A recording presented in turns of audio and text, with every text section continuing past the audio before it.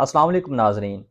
आज की इस वीडियो के अंदर समझेंगे कि जो इंस्ट्रूमेंट जो आला ह्यूमन बॉडी का ब्लड प्रेशर मेजर करता है वो आला कैसे काम करता है।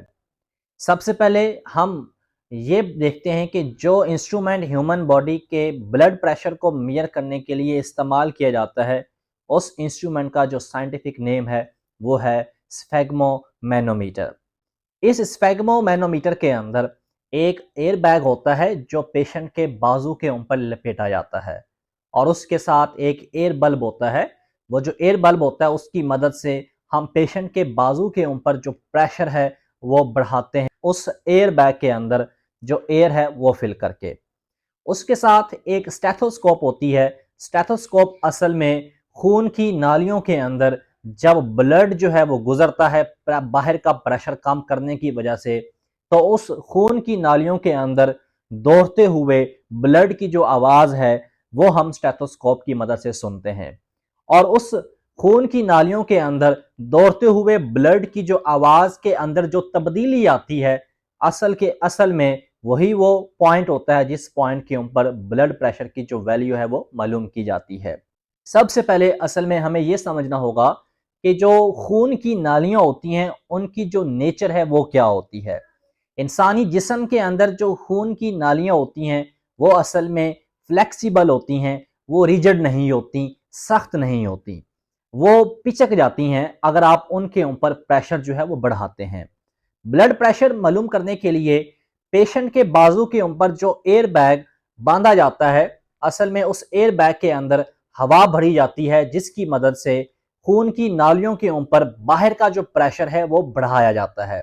और वो बाहर का प्रेशर इतना बढ़ा दिया जाता है कि जिस्म के अंदर मौजूद खून की जो नालियां होती हैं वो आपस में पिचक जाती हैं और खून की नालियों के अंदर खून का जो बहाव होता है वो रुक जाता है।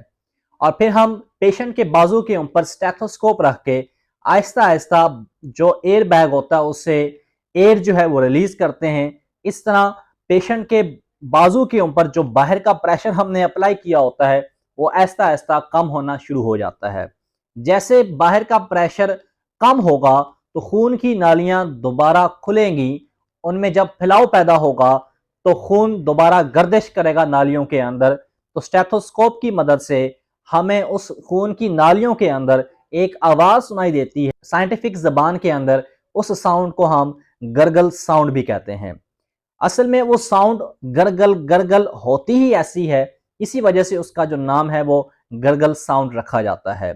जब गरगल साउंड आपको सुनाई दे रही होती है तब स्केल के ऊपर जो भी वैल्यू आप देख रहे होते हैं वो वैल्यू आपके ऊपर वाले ब्लड प्रेशर की वैल्यू होती है, हाई ब्लड प्रेशर की वैल्यू होती है, जो एक नॉर्मल इंसान की 120 स्टार होती है। जो खून के अंदर गरगल आवाज पैदा हो रही होती है वो गायब होना शुरू हो जाती है। और जिस पॉइंट के अंदर गरगल साउंड जो है वो गायब हो जाती है उस पॉइंट के ऊपर जो स्केल के ऊपर वैल्यू आ रही होती है उसे हम नीचे वाला प्रेशर मानते हैं। नीचे वाले प्रेशर का मतलब है कि वो लो ब्लड प्रेशर की वैल्यू होती है। वो एक नॉर्मल इंसान की जो वैल्यू होती है वो 75 से लेके 80 टार तक हो सकती है। ये जो साउंड पैदा होती है असल में इस साउंड के पीछे हमें ब्लड फ्लो को समझना पड़ता है, फ्लूइड फ्लो को समझना पड़ता है। जो फ्लूइड फ्लो होता है असल में वो दो तरह का होता है। एक जो फ्लूइड फ्लो है जिसे हम स्ट्रीमलाइन फ्लो का नाम देते हैं, दूसरा जो फ्लूइड फ्लो है जिसे हम टर्बुलेंट फ्लो का नाम देते हैं।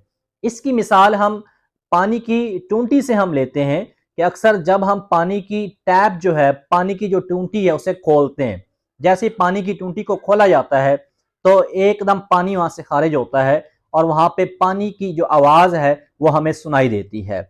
असल में वाटर के जो मॉलिक्यूल्स हैं, जो पार्टिकल्स आपस में टकराते हैं तो उनकी वजह से एक आवाज पैदा होती है। तो इसका मतलब है कि जो टर्बुलेंट फ्लो होता है वो शोर करता है, टर्बुलेंट जो फ्लो होता है उसमें नॉइस पैदा होता है, टर्बुलेंट जो फ्लो होता है उसके इरेगुलर फ्लो की वजह से फ्लूइड के पार्टिकल्स आपस में टकराते हैं जिसकी वजह से नॉइस पैदा होता है। इसी तरह जब इंसान की खून की नाली के ऊपर बाहर का प्रेशर जैसे ही कम होता है, जैसे खून की नाली जो है वो फूलती है तो ब्लड जो है एकदम फ्लो करता है, तो शुरू के ऊपर जो खून की नाली के अंदर ब्लड फ्लो कर रहा होता है वो असल में टर्बुलेंट फ्लो होता है, जिसकी वजह से गरगल साउंड पैदा होती है। अब अगर आप पानी की टूंटी को आहिस्ता आहिस्ता क्लोज करते जाएं, आहिस्ता आहिस्ता बंद करते जाएं, तो आप फील करेंगे कि जो वाटर है, जो पानी है, वो एक धार की शक्ल में नीचे गिर रहा होगा। उसका जो फ्लो होगा वो बिल्कुल ही स्मूथ हो जाएगा, वो बिल्कुल ही रेगुलर फ्लो हो जाएगा, और उस फ्लो की वजह से आपको कोई आवाज या आपको कोई साउंड जो है वो सुनाई नहीं देगा। इसी तरह जब खून की नाली के ऊपर प्रेशर बाहर का खत्म हो जाता है तो स्टार्ट के ऊपर टर्बुलेंट फ्लो होता है, तो हमें गरगल साउंड सुनाई देती है। तो उस गरगल साउंड के ऊपर आप स्केल के ऊपर जो वैल्यू मालूम करते हैं वो वैल्यू ऊपर वाले ब्लड प्रेशर की होती है, हाई ब्लड प्रेशर की होती है। जब ब्लड फ्लो जो है वो स्ट्रीमलाइन हो जाता है, ब्लड के जो पार्टिकल्स हैं जब वो स्मूथ फ्लो करते हैं, रेगुलर फ्लो करते हैं, तो ब्लड फ्लो के अंदर जो नॉइस है, जो गरगल साउंड है, वो गायब हो जाती है। तो जिस पॉइंट पे गरगल साउंड गायब होती है स्ट्रीमलाइन फ्लो की वजह से, उस पॉइंट के ऊपर जो स्केल पे वैल्यू आती है उस वैल्यू को हम लो ब्लड प्रेशर, नीचे वाला ब्लड प्रेशर, और वो एक नॉर्मल इंसान की 75 से 85 तक हो सकती है। तो उम्मीद है कि आज की वीडियो के अंदर आपको समझ आ गई होगी कि स्फेग्मोमैनोमीटर क्या होता है।